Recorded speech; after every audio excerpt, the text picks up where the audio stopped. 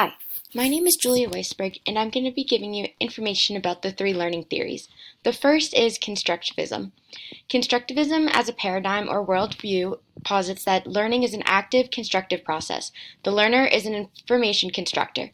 People actively construct or create their own subjective representations of objective reality. New information is linked to prior knowledge, thus, mental representations are subjective.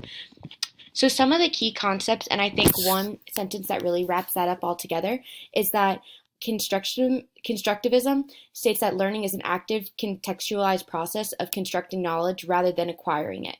So its construction is based on the personal experiences and hypotheses of the environment. So the learners continuously test these hypotheses through social negotiation.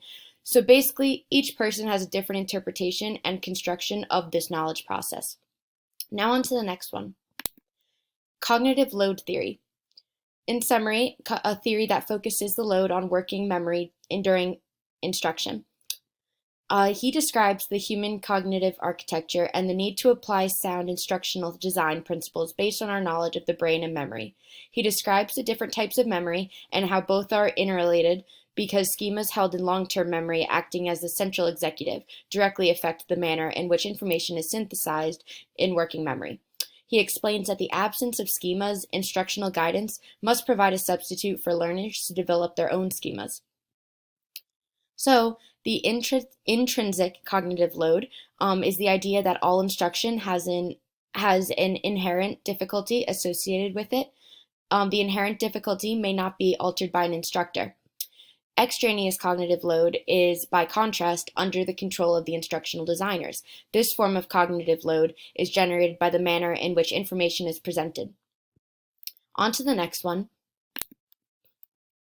Cognitive theory of multimedia learning. They're based on three main assumptions.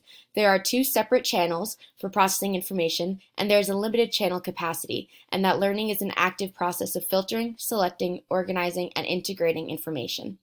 So, those were the three main concepts. And design principles including providing coherent verbal, pictorial information, guiding the learners to select relevant words and images, and reducing the load for a single processing channel, etc., can be entailed from this theory.